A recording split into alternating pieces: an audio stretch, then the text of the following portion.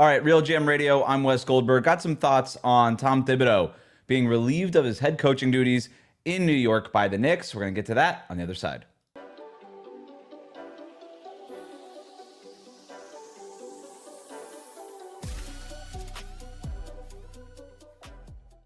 So the Knicks announced Tuesday that they are firing head coach Tom Thibodeau.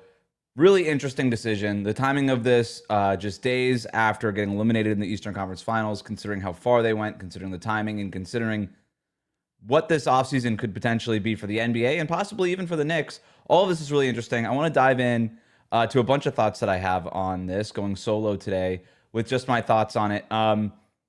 Tibbs did not deserve to get fired, but it's probably the right move. And that's what I'm going to explain here in detail. I'm going to start with why he did not deserve to get fired, and then I'm going to explain why I think it's probably the right move. So here's why he didn't deserve it. He's been there for 5 years in a tough coaching town. New York is a tough place, not just because of the media and the expectations and the fan base. That's a tough organization. That Knicks organization, it's a tough organization to work for. And it felt like he made it his own. It felt like he insulated himself from the team and the front office and the James Dolan of it all and the pressures, where it always felt like the previous Knicks coaches, there was always a circus around it. And Tom Thibodeau did a great job of insulating himself and the team from all of that outside noise, created outside the organization and created by the organization a lot of times. They insulated themselves from the outside noise and focused on basketball. And Knicks fans fell in love with this team, especially last year's team, not the Eastern Conference Finals team, the team before that, before the Karl-Anthony Towns trade. Fell in love with that team, fell in love with everything that they stood for because it just felt like it was about basketball. And it was very Tom Thibodeau basketball. Tough as nails, never give up, fundamentally sound, if not wholly creative. But that team took on Tibbs' identity, for better and for worse.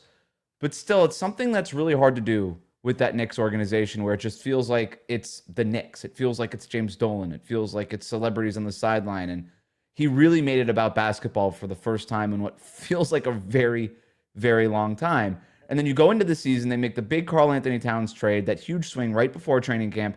That's not easy to do as a head coach and of course he knew probably ahead of time. You know, he definitely knew ahead of time. I don't know how much time he actually knew that they were trading for Towns. He obviously knew that they were interested in Towns. The reporting at the time was that they had been kind of going back and forth with Minnesota. They find out that Mitchell Robinson is going to miss the first part of the season. They start scanning the league for centers, and they land on Cat. Maybe they didn't initially anticipate to make that big of a swing, but they did. And it was a summer of big swings. They trade all the first-round picks for Mikal Bridges. They trade Julius Randle and Dante DiVincenzo in a first to Minnesota for Towns.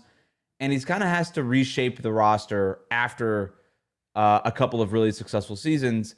And immediately after making those big trades, the Knicks go all the way in. They are all in on whatever this is. And I would count myself as a skeptic at the time. I didn't think they would be good enough to beat the Celtics. I didn't really love the Bridges trade. I actually liked the Towns trade a little bit more, even though NBA Twitter was like, oh my God, I can't believe you got rid of Dante DiVincenzo. It's like, all right, relax. But Tibbs made it work. He made it work. And this was always going to be, I thought, a 2 or a 3 year window in order to try to beat the Celtics. Well, they get the Celtics in the second round. They beat the Celtics. And they were going to beat the Celtics probably with or without the Jason Tatum injury. They were winning. They were starting to come back. I thought they were gonna win that game. In the game that Tatum got hurt in the fourth quarter, I thought the Knicks were gonna win that game. I thought they obviously had a lead in the series at the time. So they go on to the Eastern Conference Finals. They make the Eastern Conference Finals for the first time in 25 years. That is a very long time, people. For this Knicks organization that is as storied and with the expectations and the star power that they are able to attract. And it's not that the front office has been batting 1,000 over these last 25 years. It's a big reason why they were in that slump. But for that Knicks organization to get to the Eastern Conference Finals for the first time in 25 years and beat the Celtics on your way to doing it, that is a major accomplishment. And if his team doesn't have that late game collapse in game 1 to the Pacers, who knows what happens? That game 1, Halliburton coming back, the choke sign, all of it in New York, that felt like it changed the entire tone of the series. I will take you back to the third quarter of Game 1 of the Eastern Conference Finals. You've got Timothy Chalamet and Ben Stiller courtside. That arena is going crazy. It feels like, you're coming off of that huge win against the Celtics in that series. You're thinking, oh my God, we're the favorites in the Eastern Conference Finals. We've got home court advantage, something we didn't think we were going to have. And you end up leading by double digits in a major way, in an exciting way, and then you give it all away. And the wind out of the sails factor there, it completely turned the tide. It completely turned the tide on the conference finals, and obviously the Pacers. The Pacers deserve to win it. They're awesome. I thought they were the better team. I picked the Pacers to win in 7 games going into it. But boy, I really was feeling pretty silly about that prediction after the first 3 quarters of Game 1, and then we saw what happened. But if they don't collapse in Game 1, who knows, right? I think I think maybe you're seeing New York celebrate here, but who knows? All right. In terms of the quality of the team, a lot of defensive issues, I think, with Brunson and Cat. I thought they did a pretty decent job overall covering up for those things. They were 8th best defense in the playoffs. That's not great, but it's not as bad as it felt like people were labeling them. They actually had the 13th best defensive rating in the league in the regular season, which is way better than I think anybody anticipated, a team that had Cat as their main rim protector for most of the regular season. The Knicks were over 500 in 4 of the 5 years that Tibbs was coach. Maybe that doesn't sound like an awesome accomplishment, but the last time a Knicks head coach went over 500 in 4 out of 5 years, Jeff Van Gundy in the late 90s. This is an organization that routinely hires the wrong coach, routinely makes the wrong decisions, and in Tibbs, that was a good hire. That was the right hire for what that team was. It was a good hire, and after 5 years, I do think Tom Thibodeau can walk away, obviously disappointed that he got fired, but he can walk away, I think, proud of the job he did. He did not deserve to get fired, but the NBA is not a league about deserving. The NBA is a league about expectations. The NBA is a league about leverage. That's what the NBA is about. And the NBA is certainly about firing good coaches. And Tom Thibodeau is a good coach. I don't care what you think about him, his rotations, his stubbornness, plays guys too many minutes. You can't deny that guy's a good basketball coach. A bright basketball mind who is at least willing to bend in places that people don't necessarily think he wants to be. He wants to get up 3-point shots, right? You never thought of Tom Thibodeau as a 3-point shooting guy. They were better offensively than they were defensively. Tom Thibodeau was in on that. He was in on that vision, believing that he could coach that defense to being good enough as long as you gave him the offensive talent. Now, I still think it's the right move to move on from Tom Thibodeau. Despite the fact that he did not deserve to get fired, I think it's the right move for the Knicks going forward. The players openly griped about minutes. You think about what Mikal Bridges was saying earlier in the year. That doesn't fly on a Tom Thibodeau team. Players know that. It did start to feel like maybe the players were losing confidence in the way Tom Thibodeau was running things. The Athletic had that huge report the day after they got eliminated from the finals, just hours after the final buzzer. This whole thing about how communication was an issue in that locker room, just over and over, tons of players-only meetings. And to have a players-only meeting here and there is not really a big deal. I think it's one of those media buzzwords where you're like, oh my God, players-only media meeting. Is it going to be a mutiny? Are they rallying against that coach? And sometimes it's just players got to get together and hash some things out without a coach in there, right? Sometimes the employees just got to work without middle management involved. And that happens. But the degree to which it was happening in New York, again, I'm just basing it off that report in The Athletic. I didn't do any of my own reporting on it. But it sounded like a little too much. It sounded pretty over the top in terms of how many players-only meetings that they were having, including during the playoffs, right? Including during the playoffs, even during that Boston series, and certainly during the Pacers series. So a bunch of players-only meetings. You start to wonder, are they starting to tune Tibbs out a little bit? Are they starting to turn on him? Again, players openly in the media griping about minutes, playing too many minutes. Mikal Bridges doing that.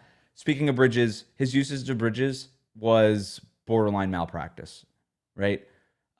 You traded all those first-round picks for Bridges in the summer, and you treated him like he was Landry Shamet out there. They never ran plays for him.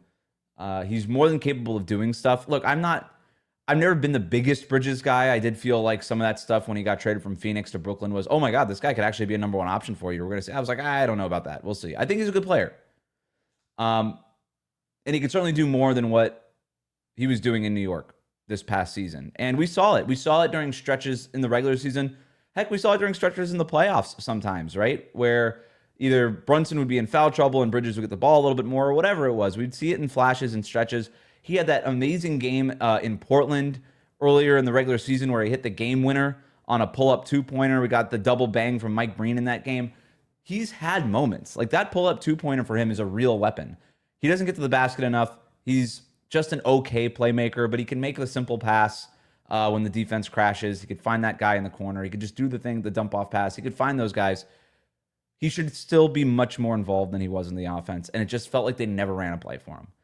And between that and Tibbs' stubbornness to play certain lineups, to continually play Josh Hart when it was clear that Josh Hart shouldn't be out there, to play his guys so many minutes and not get to, I think he deserves credit for getting to the DeLon Wright and Landry Shamet minutes and the Mitchell Robinson plus Cat lineups in the playoffs and in the Eastern Conference Finals. I think he deserves credit for eventually bending.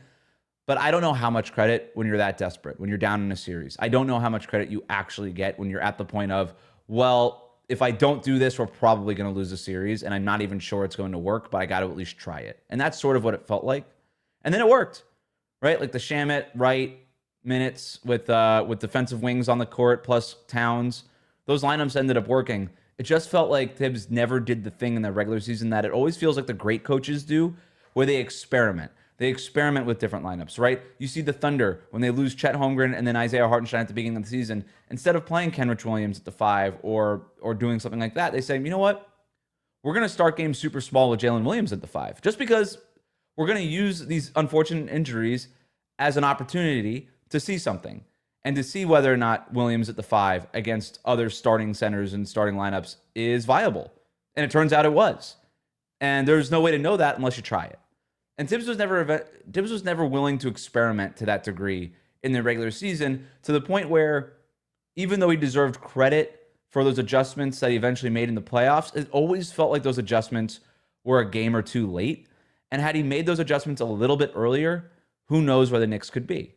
And when you look at what is next for the Knicks, this team had a pretty clear ceiling on offense, despite the fact that they had 2 All-NBA players who, if we're just being honest, like the Brunson and Cat are on the All-NBA because of what they do on offense. Not at all for what they do defensively, right? Like their defense is their negatives. But they counteract that because of just how elite they are offensively and how amazing they are as scorers. They were 5th in the league in offensive rating this past year. They were not a bad offense. But for this team to get to where it is that they want to go, which is to win a championship, it feels like they have to be even better than that.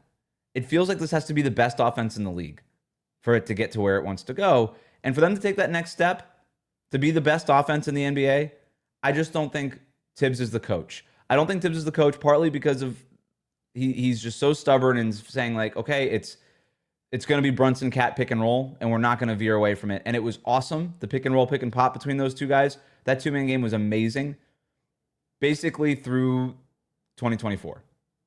And then in January, teams started to figure out, okay, if we put a wing on Cat and have a big hedge off of Josh Hart, it kind of flattens that whole action out, and it did. And the points per possession, you could look at the numbers. They skydive. They skydive after teams figure it out. And it was just such an obvious adjustment that literally the rest of it was overnight. The rest of the league made it. You saw Detroit kind of give them fits a little bit when they eventually got to it in the first round even. So he never had an adjustment for that. He never had a counter for that. And to be an elite offense, you need counters on counters on counters because you're going to run actions. Smart defenses are going to figure out how to stop it or at least how to limit it or slow it down. And you have to have counters. And it just never felt like Tibbs had the counter. Never had that expanded playbook. Never had the stuff to get Bridges or OG Anunoby more involved.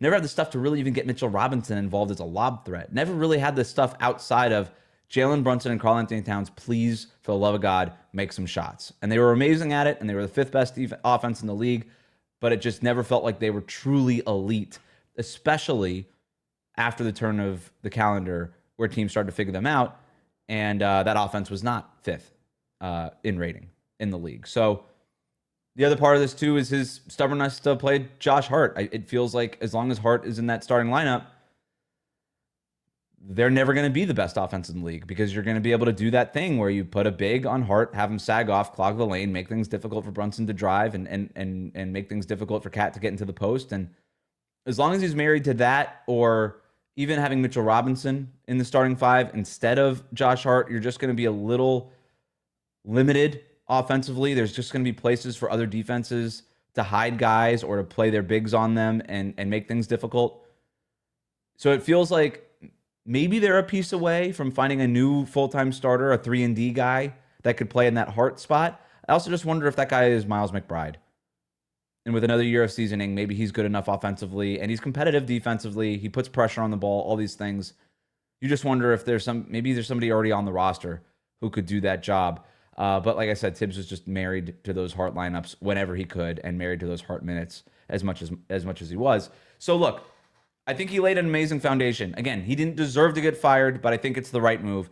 If he's Mark Jackson, then the Knicks better hope they nail their next head coaching hire, because if their next hire is Steve Kerr, great, right? Steve Kerr always talked about when he got hired by the Warriors, Mark Jackson laid the foundation. I just built on top of it enough to take us to the next level, right? But he was always very complimentary and gave a lot of credit to what it is that Mark Jackson had built prior to him getting there. If Tom Thibodeau is ultimately Mark Jackson and the Knicks' next hire is Steve Kerr, then it's a home run. But I'll remind you of this. The Knicks almost hired Steve Kerr. And then the Warriors made a hard push, and Steve Kerr was talked out of coaching for the Knicks because of ownership, because of the history of that organization. And he ended up trusting what it was that the Warriors were building more than trusting what the Knicks were building. He thought he had better job security and a better environment and a better ecosystem in Golden State than he would have had in New York. And that's why Steve Kerr joined the Warriors. And the Warriors' backup plan at the time, according to reports, was Stan Van Gundy. And that would have been the wrong hire. It's a thin margin between the wrong hire and the right hire. And the Knicks better hope they get this next hire right.